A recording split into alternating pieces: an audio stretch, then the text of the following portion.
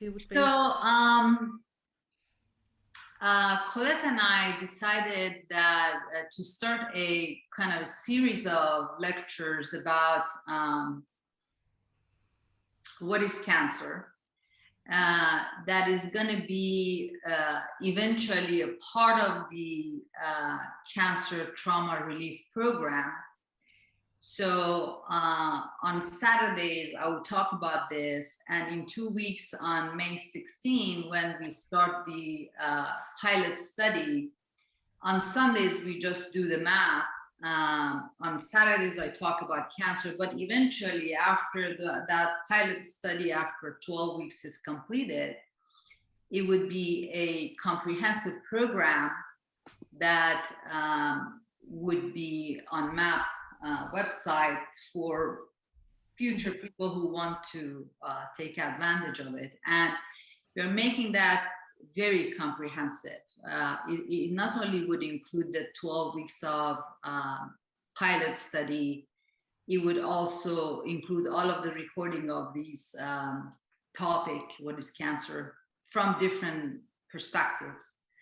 And also other things such as subliminals and things like that. So the final program is going to be very comprehensive. But for now, as we are just starting it, on Saturdays, I talk about cancer. We can do question and answer. And then as of May 16, we're going to start the MAP sessions for people who have registered for the program. So today I thought would start with answering this question from the perspective of Western medicine. What is taught in medical school, what is taught in residency programs, and how your oncologists, your radiation oncologists, your medical oncologists, your surgical oncologists, your doctors, how do they see cancer? And based on that understanding that they have from cancer, then what are the treatments that they're offering you, and what is the mechanism of action of those treatments? And we get into those week by week. I'm not gonna overwhelm you. So years ago, before I had these all new perspectives about cancer, I was giving a talk that was very popular around Houston. It was called What is Cancer? And basically my answer to that was that cancer is an accident. I don't believe in that anymore, but that is what Western medicine believes in. Western medicine believes that cancer is a random event. And in my talk, I was using this analogy that if, God forbid, one of us on a rainy day gets out of the house, and in Houston, Mila knows, the moment it rains, it's like thousands of accidents because people don't know how to drive when it rains. So if somebody has an accident, see how many factors play a role for that moment to happen. The moment you left your house, if you left 5 minutes later or 5 minutes earlier, you might not have that accident. So, you as a driver, what mindset you are at? You're stressed, you're sleep deprived, or you're refreshed and energetic. How the rain is affecting your vision, how the rain is making the streets slippery. What is the condition of your car? Are the brakes working? Do you have just this rundown tires that really don't have, you can see the thread out of them, and they really don't have that friction that you need to stop? So many different factors that by changing every one of them, that accident would not happen. So it's a multifactorial event. Many things have to come together for that event or that accident to happen.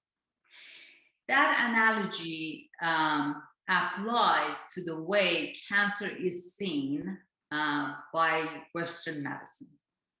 So what are the factors that we look at in general?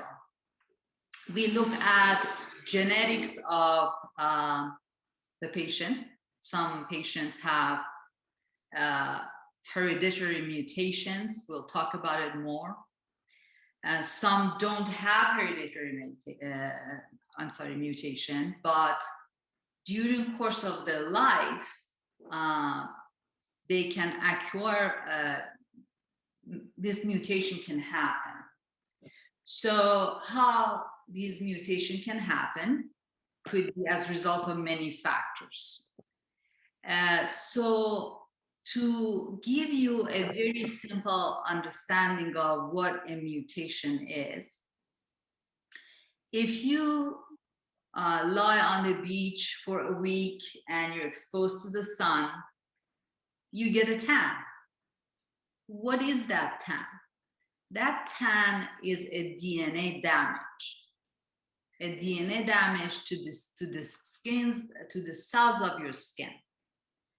But if after a week you come back home and now you're inside and you're not exposed to sun, your skin goes back to normal color.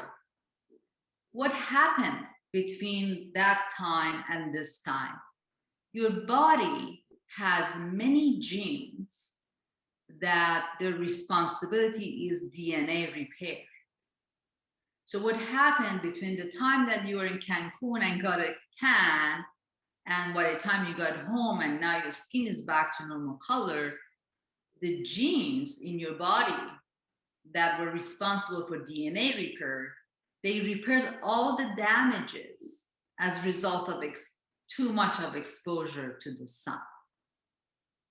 Now, if somebody is either intent to be tan all the time or lives in a place that is just no avoiding of sunshine and they're not really careful with sunblocks and stuff like that, and this damage is happening over and over and over for a long period of time, finally gets to a point that those genes who are responsible for repairing that damage, they cannot damage the repair anymore.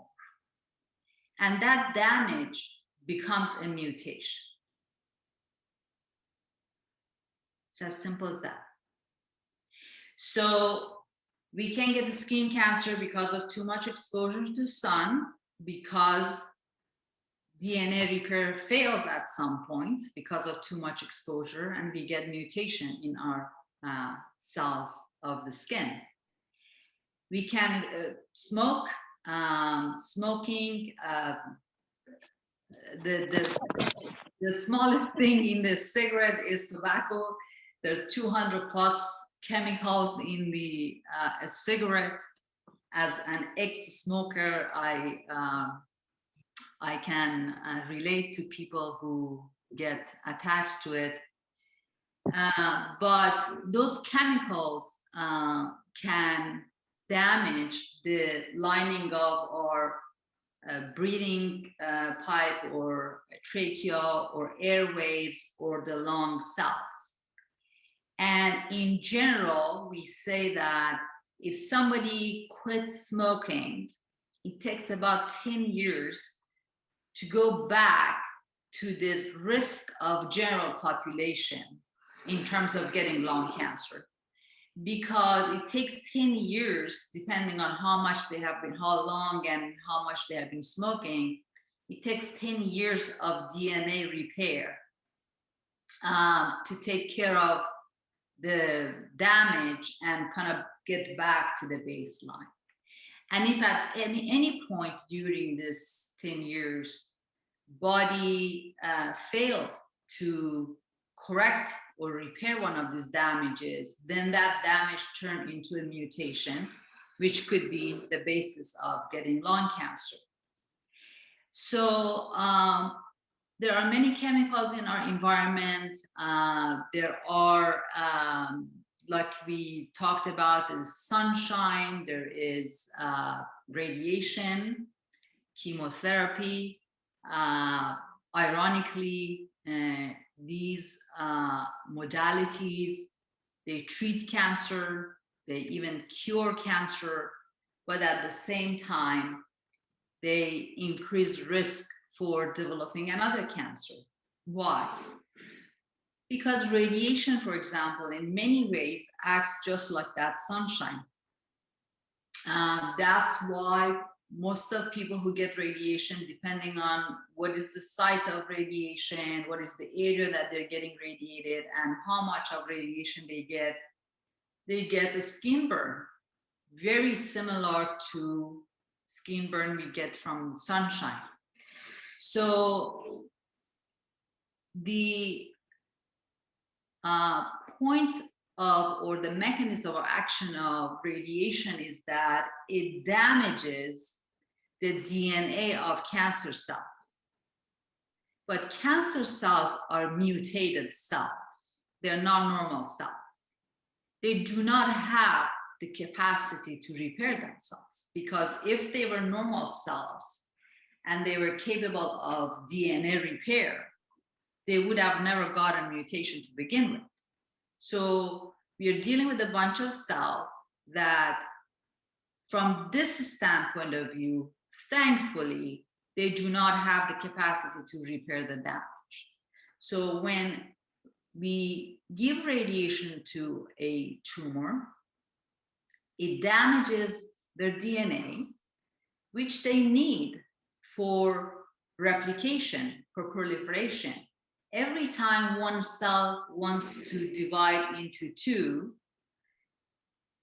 there has to be a copy of the DNA, the original DNA made, so the second cell has the exact DNA as the first cell.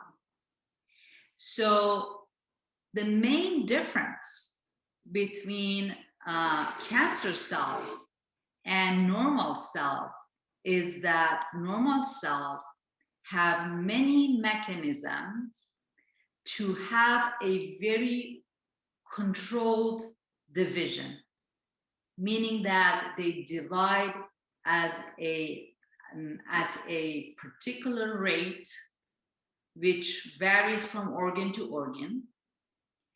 And the purpose is to basically replace the dead cells. So if the skin cells are dying,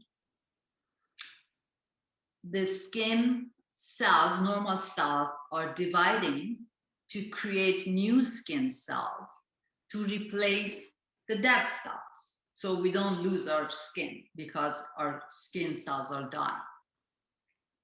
But there are so many different mechanisms. DNA repair genes is only one of them. We have genes that are called tumor suppressor genes. You might have heard their names. Somebody who has a mutation in BRCA, or as some people call it, BRCA, which is basically BR stands for breast and CA stands for cancer. These are people who, because of mutation, have statistically high risk for developing breast cancer, ovarian cancer, and there are two types of them, BRCA1 and BRCA2. We get into that, but BRCA is a tumor suppressor gene. What it means is that for those of us who have not been diagnosed with cancer, many times since our childhood, many times, we have had cells that have started to divide out of control faster than they're supposed to. And these tumor suppressor genes are like a brake. They just press the pedal and that division stops right there. And then we have our immune system.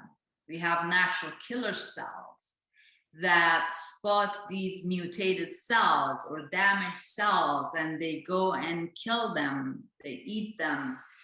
And then we have this other very wonderful, amazing mechanism in our body, which is pronounced in two ways, and both of them are correct. apoptosis or apoptosis, it's a cell suicide. It's a programmed cell suicide, meaning that a cell, and it can be activated in two ways, either internally or externally. If a cell internally is under stress or has too much damage, or the whole system inside the cell is not functioning normally, then this program would be activated in the cell and the cell kills itself. And sometimes the activation is by external stimulation. Say the cell in its environment, there are too many toxins, or there's too much hormone, or there's too much whatever that is causing a stressful situation for those cells. That external stimulus would activate this mechanism of cell suicide, and those damaged cells kill themselves. So we have, our bodies are brilliant. We have so many different genes, we have so many different mechanisms that basically nip the cancer in the bud.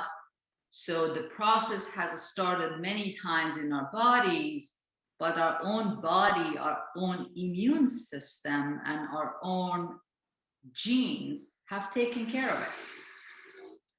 So now, what is a tumor? Because the term is used both for benign and for malignant tumors. We have benign tumors, say a lipoma.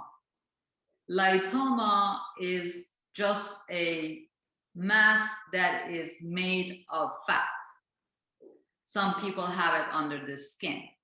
So what has happened here is that for whatever reason, those fat cells have divided faster than they are supposed to. But the difference between this tumor, which we call benign, and a tumor that is we call cancer or malignant, is that the benign tumors, they cannot travel to other organs. They are localized to where they are. And for that reason, when a lipoma is removed surgically, no additional treatment is required. That's just removed. And for some cancers, such as like early stage, say skin cancer, that also be an adequate treatment. We just remove that cancerous lesion with some margin of normal skin cells around it, and that's it. The person doesn't need any additional treatments. But for other forms of cancer, depending on their stage or their type, often just removing the tumor is not adequate treatment. And why is that? Because a malignant tumor has the capacity to travel through the lymphatic system and go into the lymph nodes. And it also has the capacity to travel through blood vessels and go to the other organs. That is what we call metastasis. And for that reason, most of the time, the additional treatments that patient gets after surgery, if surgery is a part of treatment, and surgery is not always a part of treatment, but say in a breast cancer, a lump is removed. If the lady has chosen to keep her breast and doesn't want to have a mastectomy, then they would get radiation to their breast.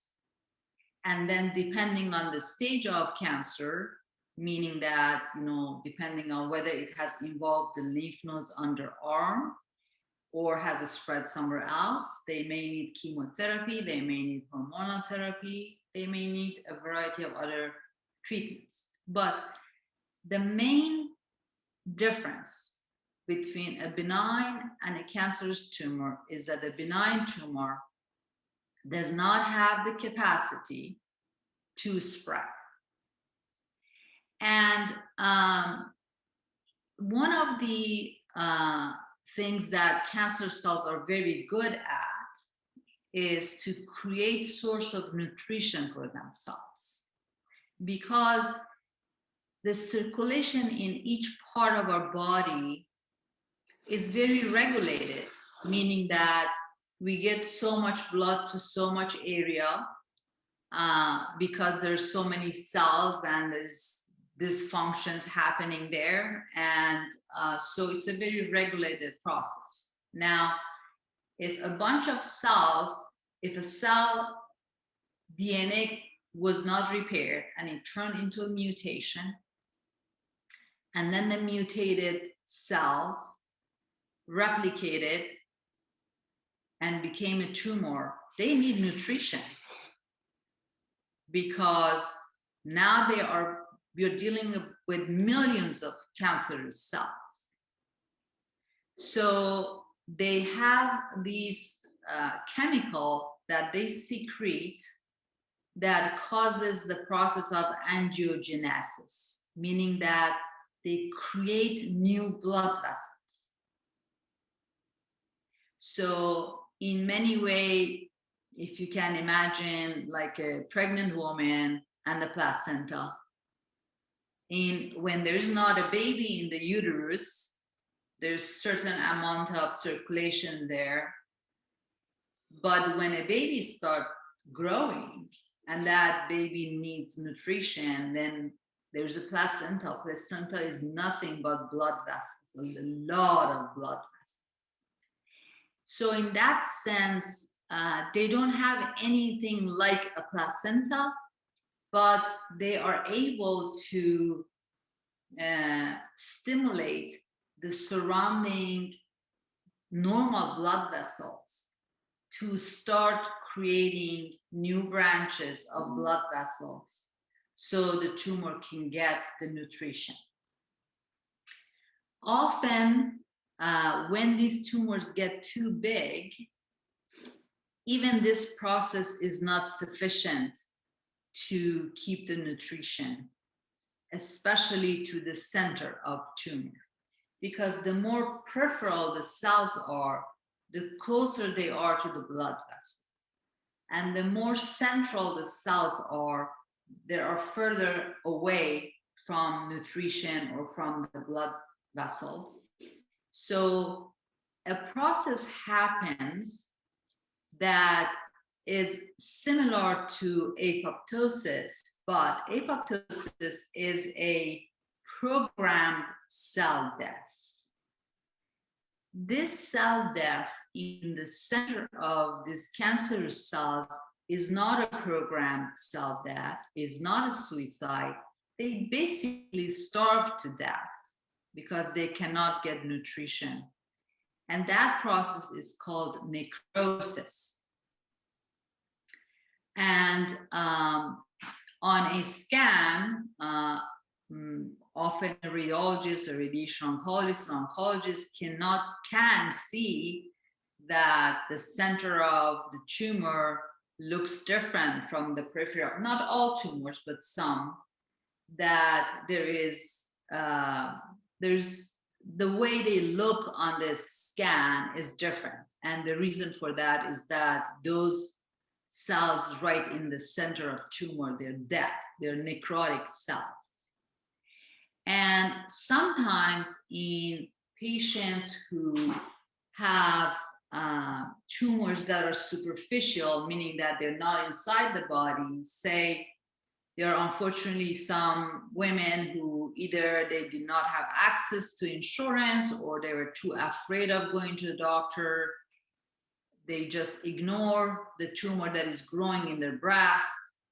They don't seek treatment. And then you see that the tumor breaks through the skin and you can visibly see the tumor that has completely replaced the breast one of the breasts. And these tumors are, they have a very bad smell to them. And the reason is that there are a lot of necrotic cells in them. There are dead cells. But unfortunately, this doesn't mean that the entire tumor is going to die. Only parts that they're not getting adequate blood, they die. And I basically wanted to mention that to clarify the difference between necrosis and apoptosis. Apoptosis is a good thing. Necrosis is a good thing too, because tumors are dying, but it really doesn't resolve the problem. So now, in terms of how Western medicine looks at the cancer, basically, we say, okay, multiple factors have played a role. Maybe somebody was born with some mutation. Maybe somebody was not born with a mutation, but as we age, unfortunately, the risk of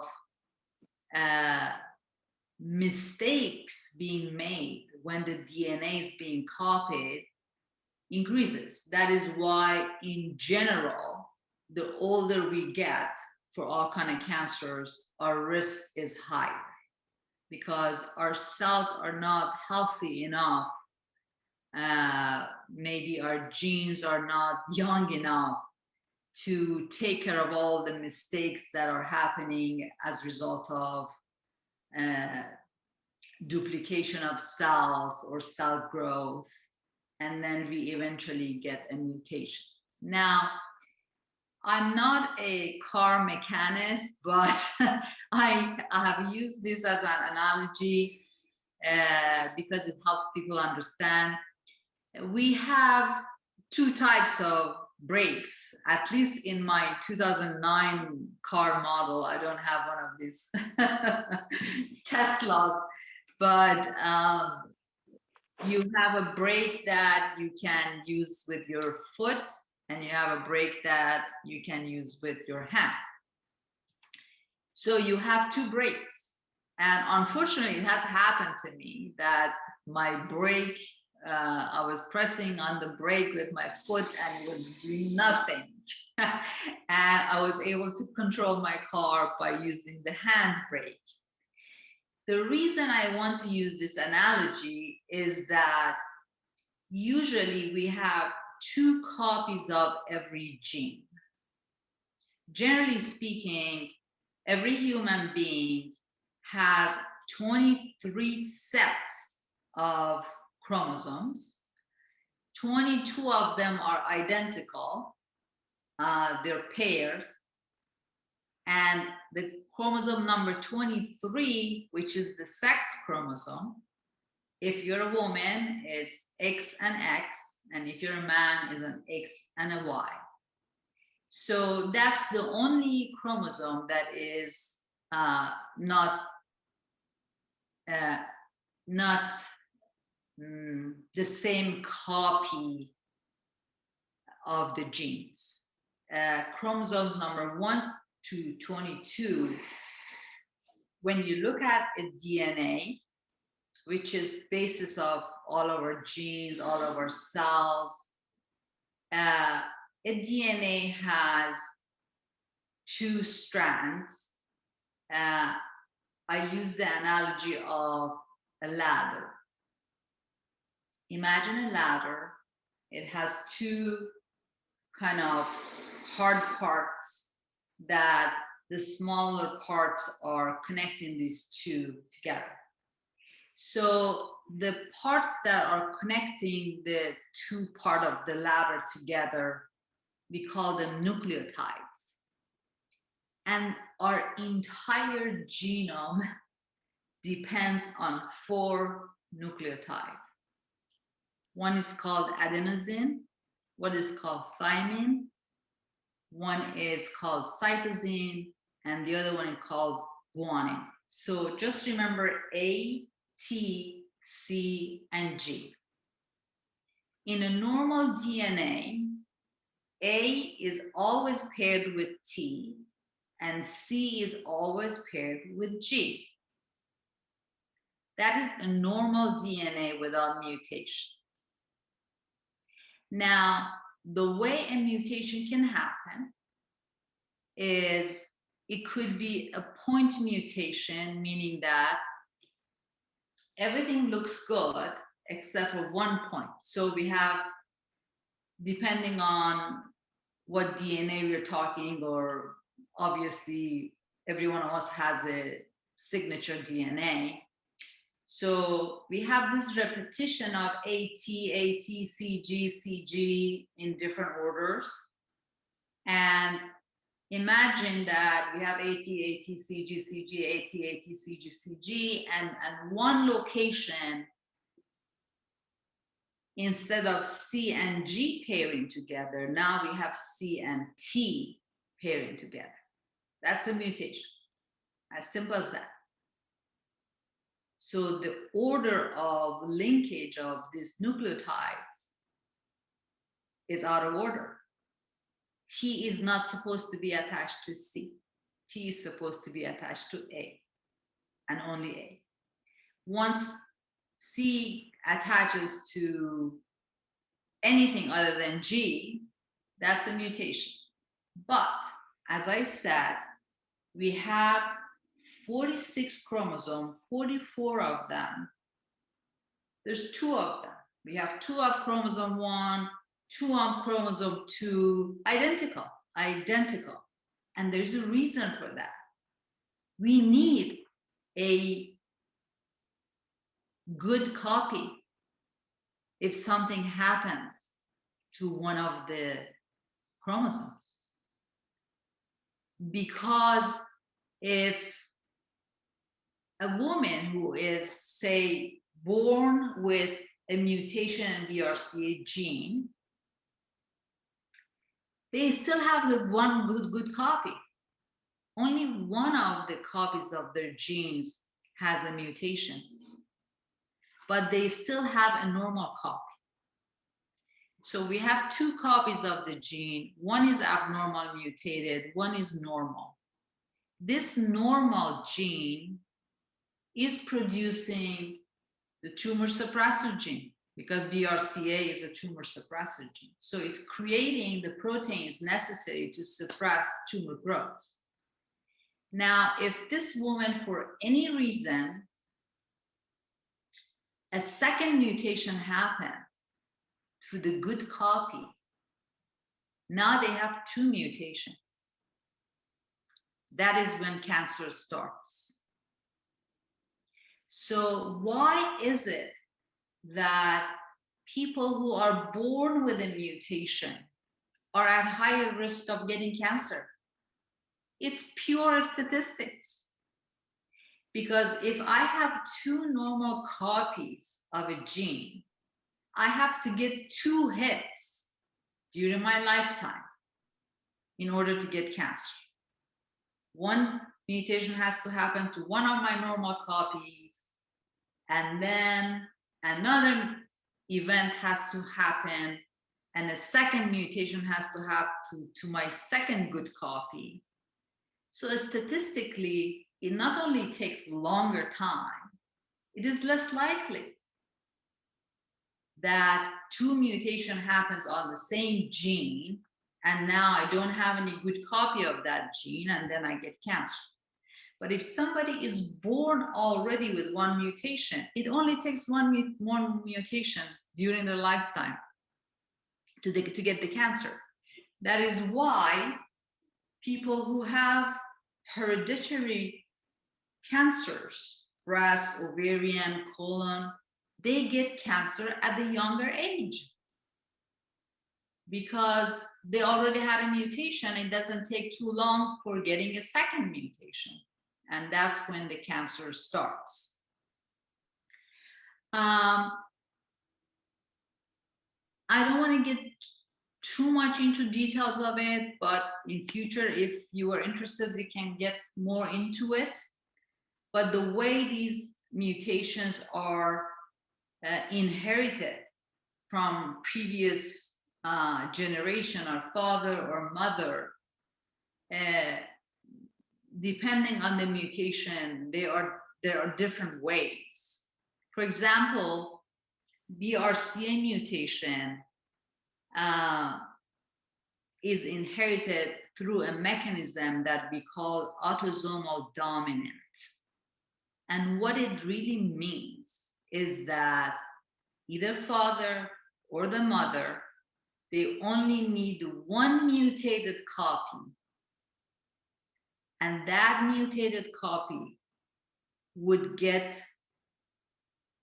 into the genome of the next generation at each conception. Every child has 50% risk of inheriting that mutation. So please pay attention. I'm not saying that half of their children are going to get that mutation. No. Every child independently has 50% risk of inheriting that mutation. It's just really just like flipping a coin every time they get pregnant. You flip a coin, child number 1 might get it. Child number 2, 50% might not get it.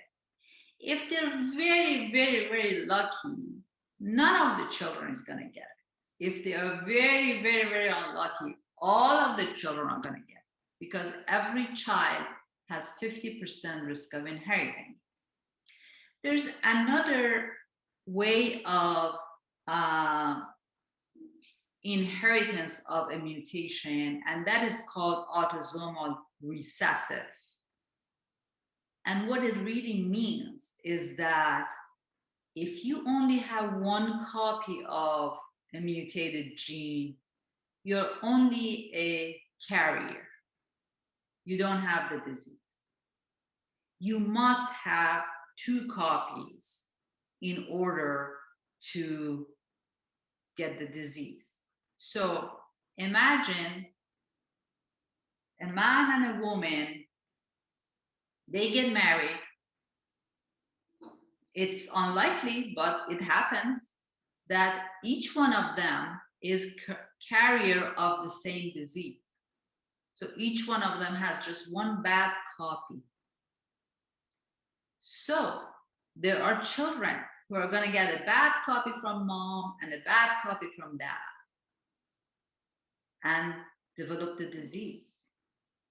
But there are children who may get 2 good copies, or there are children who might get 1 bad copy from dad, 1 good copy from mom, or a bad copy from mom, good copy from dad.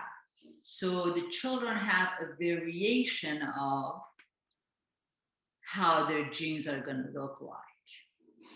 And then we have some form of inheritance that is called X-linked, and that means that it is on chromosome number 23. It is in the sperm or it is in the egg. And only depending on the type of the disease, only boys can get it, or only girls can get it. So some sex are protected and some sex are vulnerable. So for now, in Western medicine, if somebody has a lot of family members with breast and ovarian, or has a family member who got breast cancer at a really young age, or ovarian cancer, we do a genetic testing on them. And we can find a mutation. But as of today, we are not able to do anything about the mutation. All we can tell them is that, well, if you remove both of your breasts, you will statistically reduce the risk of breast cancer. If you remove your ovaries, you statistically reduce the risk of getting ovarian cancer. Or for breast cancer, there's a special kind of pill called tamoxifen. If you go on tamoxifen, that gives you some protective measure, not as much as double mastectomy does, but yeah, it gives you some degree of protection. So that's really, in a nutshell, how Western medicine sees cancer and how it tries to treat them. Basically, it all comes to the genes, DNA repair, tumor suppressor genes, and the cells that have started growing out of control. That's the way cancer is seen and taught. And because of that, there are certain treatments such as surgery, radiation therapy, hormonal therapy, immunotherapy, a variety of treatments that are available for different types of cancer. But there are many, many questions that are not answered. For example, we have this wonderful phenomena that is known in Western medicine. It's called spontaneous remission. And it happens with certain types of cancers. It happens with lymphomas, it happens with leukemias, it happens with melanoma, it happens with renal cell carcinoma, it has happened with lung cancer. There are thousands of case reports in medical literature that people who even had stage 4 cancer that had spread to their lungs or liver or bones, just disappeared. And it is in the medical textbooks, but there is no explanation for it. There are also other things that we don't have any explanation for. For example, prostate cancer has a tendency to, when it metastasizes, it always goes to bone. Colorectal cancer always goes to liver. Breast cancer, on the other hand, can go to all of them. It can go to bone, it can go to lung, it can go to liver. With Western medicine, we are not able to explain why prostate cancer has a preference for going to bone, why colorectal cancer has a preference for going to liver, and why breast can do all of them. We don't know. We simply don't know. There are many things that we don't know the answer to it. And when you look at, and we will do so in future weeks, we look at different perspectives, how Dr. Dispenza looks at the disease, how Dr. Gabor Mate looks at the disease. In some of these different perspectives, there is an explanation for it, which there's no such a thing in Western medicine. So I'm going to stop here. I already talked too much. It's a really difficult subject to compress in an hour. And if we need to, we can continue next week. I don't have any particular agenda. I want to go with the flow, and whatever you are interested, I'll talk about it. But at this moment, I want to open it to questions. If anything didn't make sense or made sense, or if you have any question. Yeah, I have a question, please. Go ahead. I was interested when you said that the metastasis of cancer going through the lymphatic system, but apparently it also travels through the blood vessels. Mm-hmm. Now, if cancer travels in the blood vessels, Uh-huh. how come people have blood transfusions, because there's the possibility that the transfused blood would have cancer cells in there, because they don't screen the blood for cancer, and they can't treat the blood for cancer any more than they can treat the body for cancer. So very good question, which opens a new subject, which I didn't get to it. Many cancers are caused by viruses. Human papilloma virus is single-handedly responsible for about 50,000 at least cancers a year in the United States. Yeah, I had that actually. Cervical cancer is considered a sexually transmitted disease now, because always it's because of HPV. Cancer of vagina, cancer of vulva, anal cancer, all related to HPV. Now, some head and neck cancers in men is related to HPV. Really? So that is why now we have vaccination for girls and boys if they want, but mainly we insist that the girls get it because of cervical cancer, to basically become immune against this virus. Now, to answer your question specifically, if I have cancer and I don't know, and I donate blood and they give my blood to you, the cancer cell in my body is not going to cause cancer in you, because it took years and years. I might have had a mutation or might have exposure to so many different, what we call carcinogens, that finally I've gotten cancer.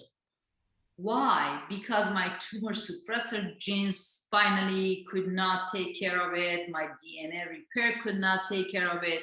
You have all of your healthy mechanisms in place, and your immune system immediately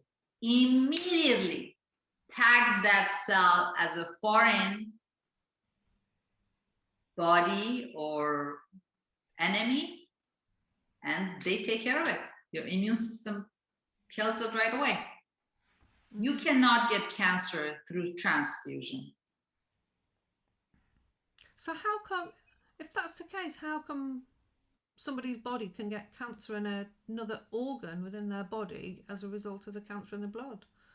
Because their system is incapable of repairing the DNA damage. Okay, so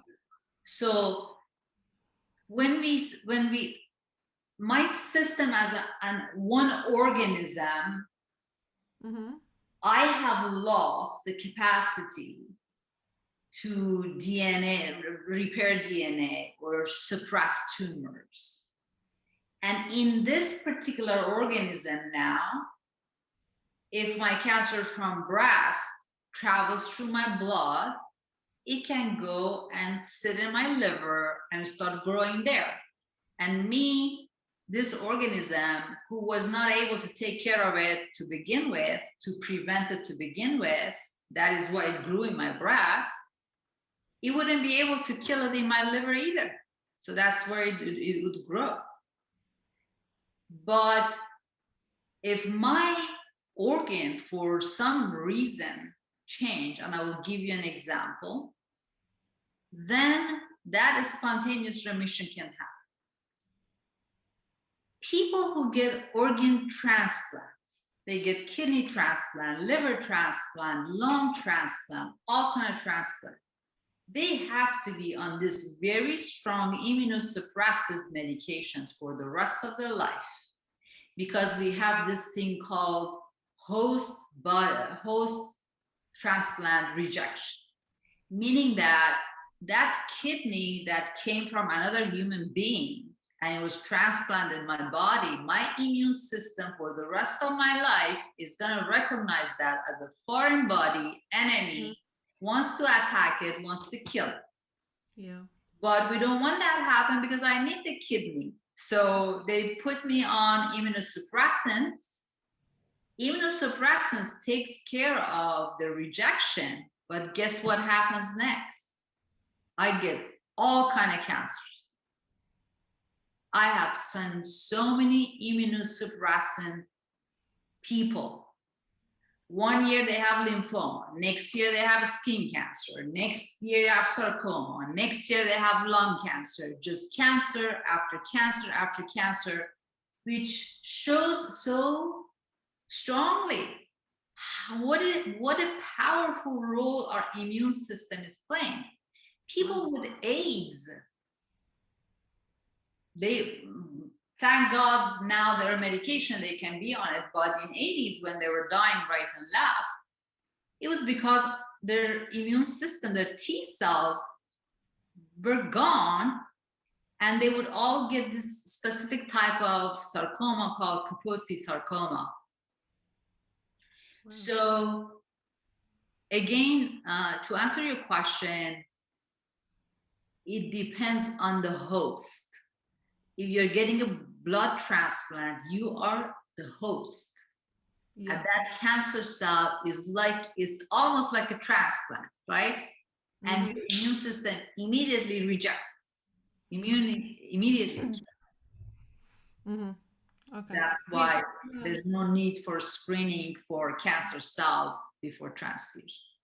So I've got rheumatoid arthritis then, and I inject a biologic Enbrel and Teracept, which is an immune suppressant drug. It's the dose and the amount of immunosuppression given to somebody with autoimmune diseases is not comparable to the strength of immunosuppression that is given to someone with organ transplant. Ah, okay. Yeah. So I was wondering whether or not I was more at risk of cancer from having the immune suppressant. Well, generally speaking, somebody who has an autoimmune disease, their immune system is overreactive and also mistakenly thinks that their own organs are enemy or they're foreign. So they attack themselves, right? So by giving you a little bit of immunosuppression, they are controlling an overly reactive immune system to make it just normal. They're not making you to become immunosuppressant. They're not suppressing your immunity below normal level. But people who get transplant, they just kill their immune system literally, or they're going to lose the transplant. Yeah. Thank you.